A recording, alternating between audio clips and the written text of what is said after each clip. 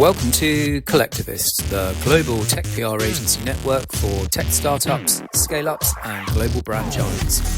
We are a network of PR, marketing, and communications agencies covering 6 continents and 40 countries across the US to the UK, EU, Eastern Europe, Middle East, Asia Pacific, and LATAM regions. And this is what you need to know. My name is Gavin Loader, and this is Future Gazing with Simon from Influence Matters. My name is Gavin Loader, and we are Future Gazing with Simon from Influence Matters, our member agency for China and Indonesia. And we are going to power through 8 questions in maybe 8 minutes. We'll see. Simon, are you ready to future gaze? Do you have your crystal ball ready? Sure. Maybe. I'm not sure. I mean, the world is so uncertain right now that crystal ball has to be crystal clear. So, waiting eagerly for the questions and see what you can get out of me. But I do have thoughts for the future. Good. Well, for the future, 2026, what do you think the best tech brands or the best marketing managers, what are they going to do differently next year to this year? AI, as everyone is going to talk about. So I think that let's start with the best marketing managers. The best marketing managers are going to work a lot closer with their AI companion, whatever it is, and are going to use their AI companion as a team member.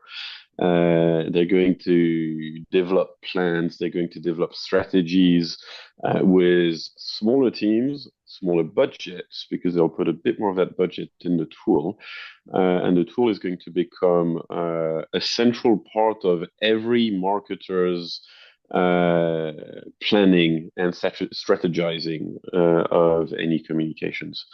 And that's something that I see very clearly, so clearly that we are building our own PR companion to use internally and maybe externally in the near future. So that's prediction number 1, and I have a longer term prediction if you're interested in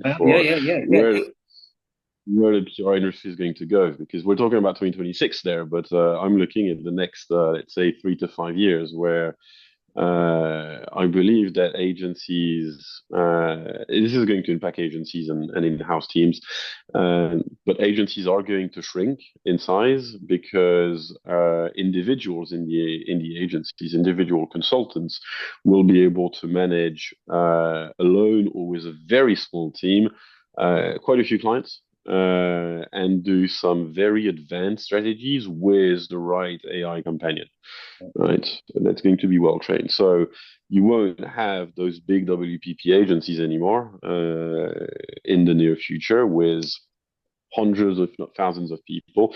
The power will be in freelancers to small agencies like ours, that have a model of working with their clients, which is collaborative with an AI in the middle, right?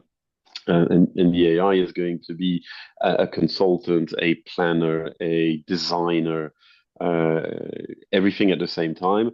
But with the expertise of the consultant or the marketer in-house, because sometimes in-house companies are going to be doing that without an agency, because they have that one person that has the competence and now has the manpower with an AI, which is the manpower there. I was going to ask you, actually, it was my third question. I'd skip one, but I was going to ask if you think on how AI will impact our campaigns next year, but you've kind of answered it, and I feel like new AI is going to impact every facet of what we're doing.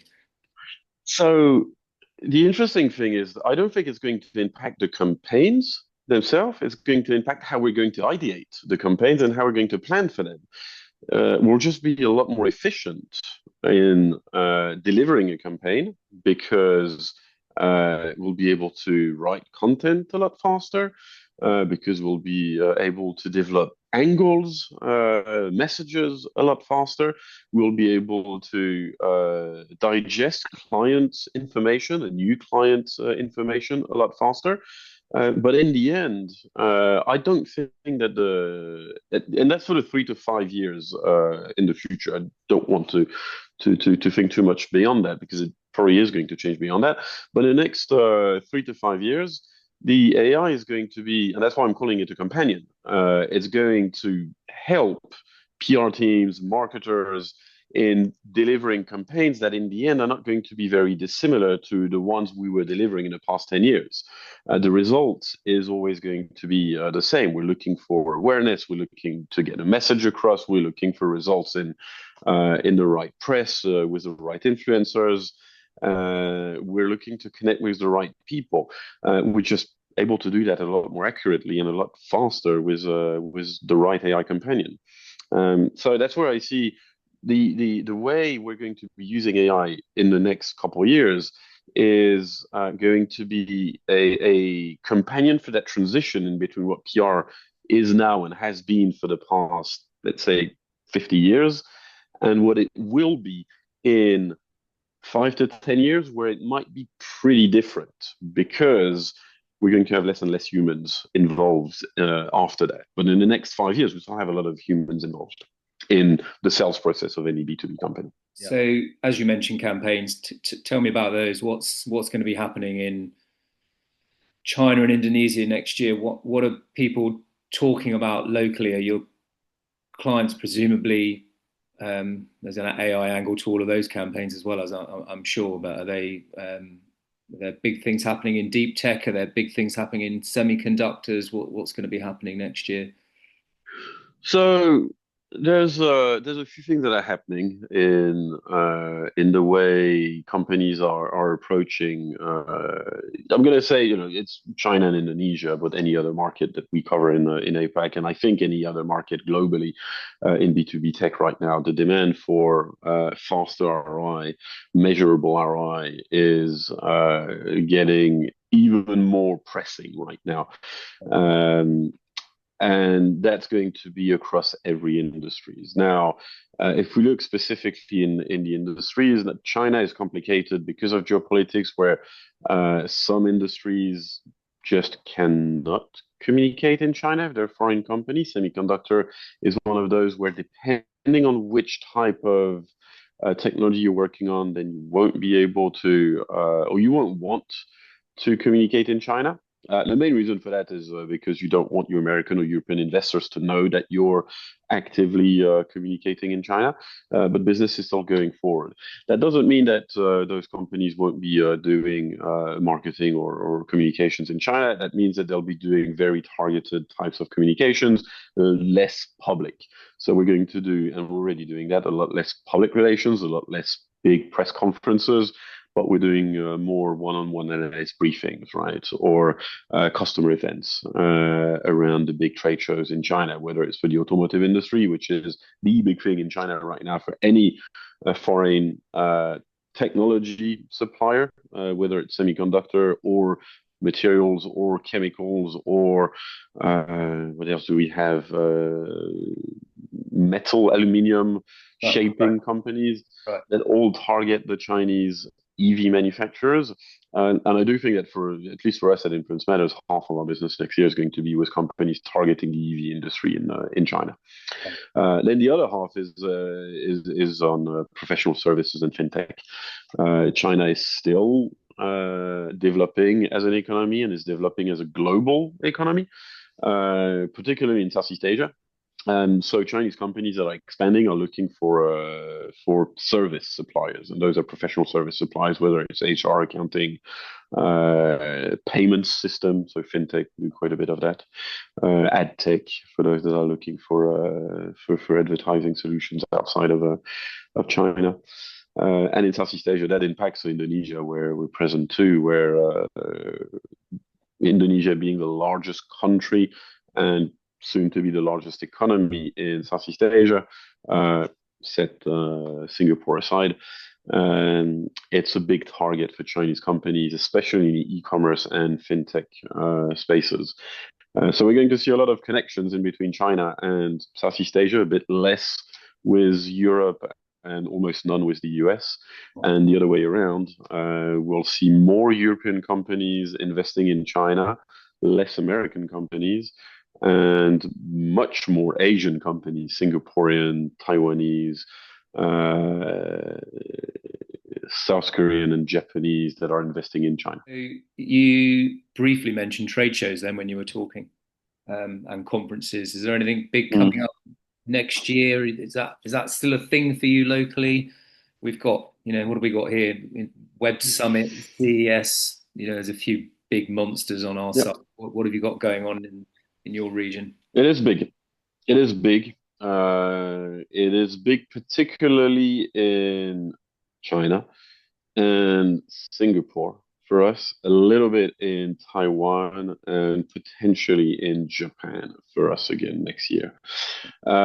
China is going to be the shows where we're always present on because our clients are there are the auto show. The China Auto Show, which 1 year is in Beijing, 1 year in Shanghai. Next year will be in Beijing. And that's a huge show for all of the suppliers to the Chinese automotive industry. It's a finished product, car show first, but there's a B2B aspect to it that is massive. So all of our clients are there, and we're usually pretty busy around that. And that's the main show on the automotive industry in China. Then in semiconductor, we're going to have Semicon China, which is in April, I believe. Then we've got Electronica China, which is in May, probably. Then we've got IC CAD, which is for IC design companies.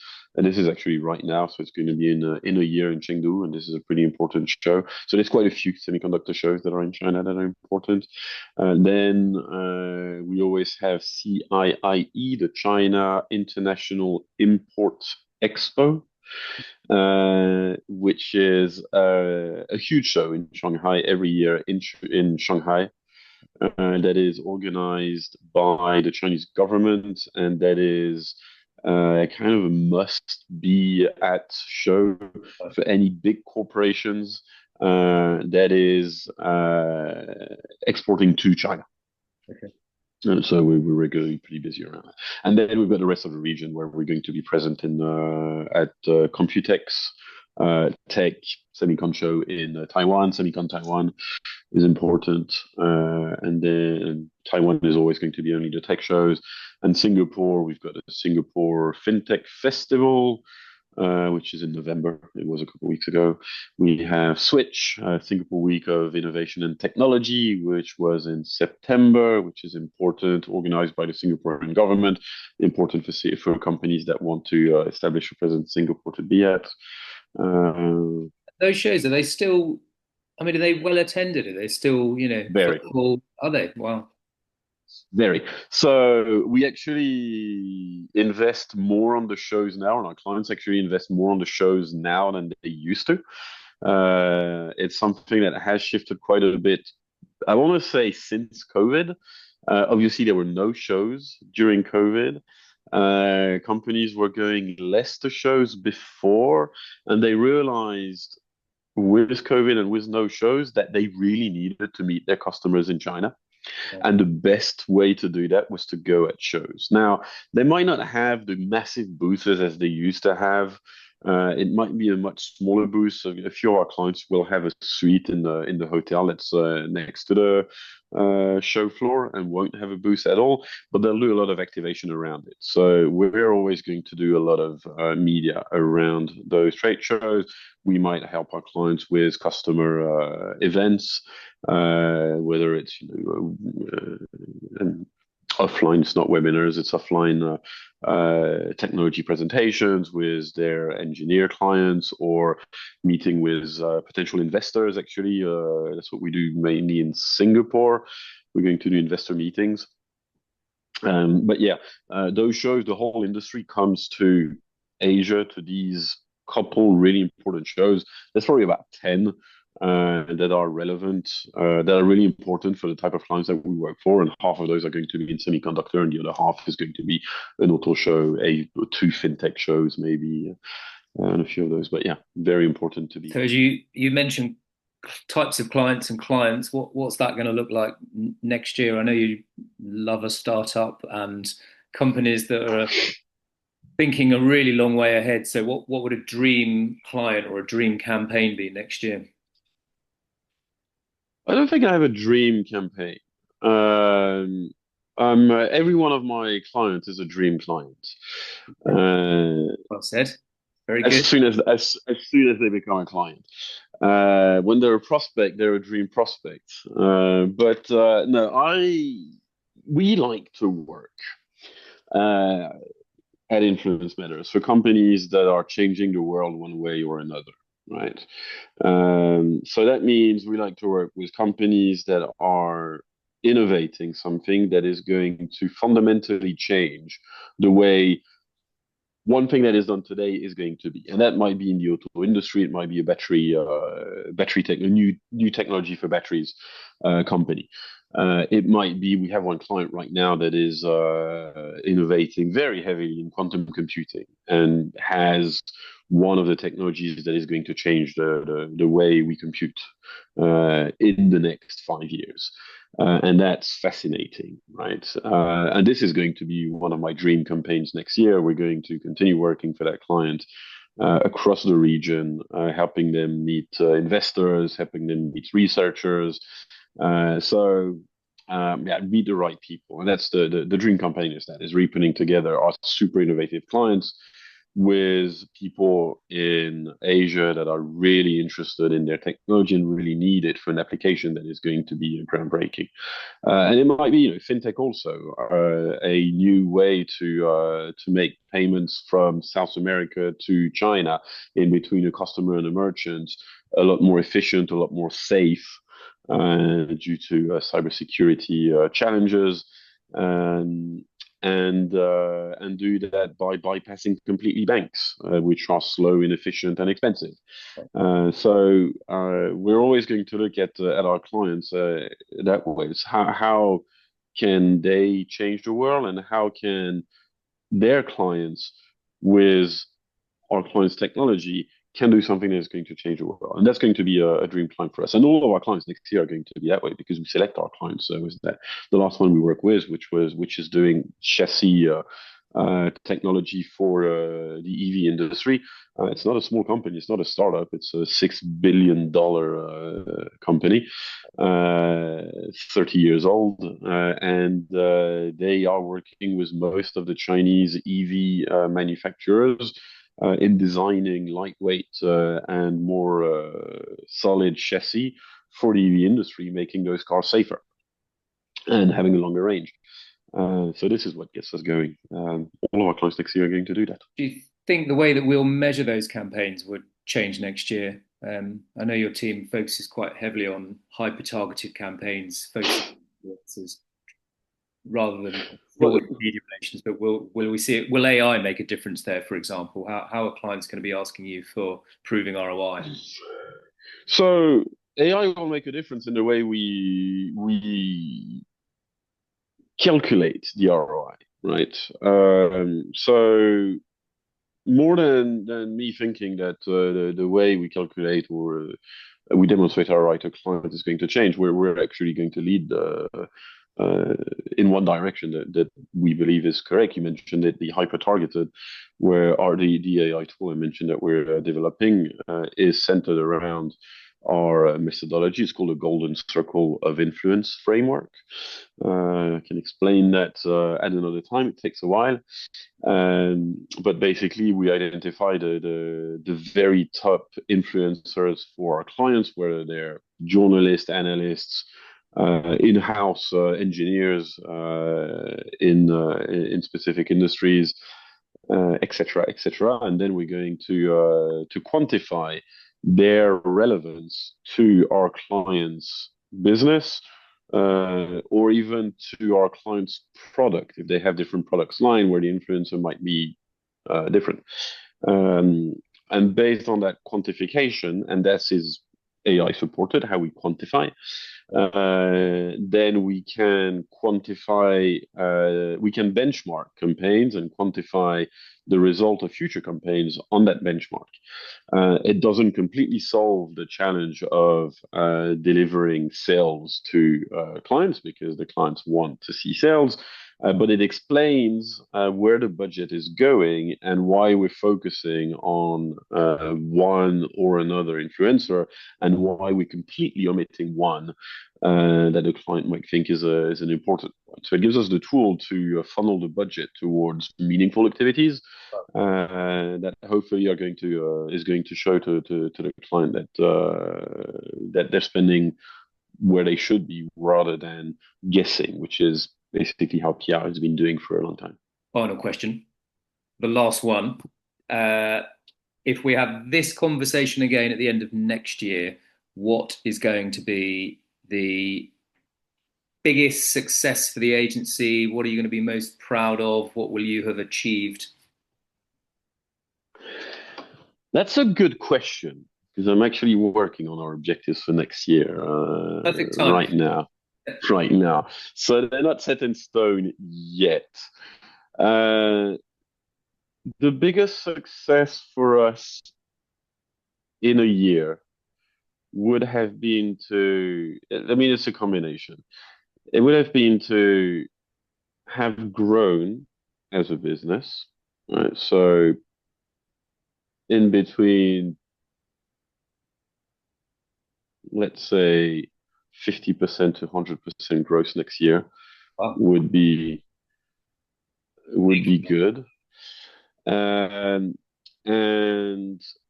part of that growth is due to the activation of our Golden Circle of Influence framework methodology, which is a bit new, with the integration of our own AI companion as part of the campaigns, right? And those are campaigns that are multi-market. That's it. Good. We're done. You made it. I think it was 8 questions. I don't think it was 8 minutes, but we did it. I'm very bad at doing 1 minute.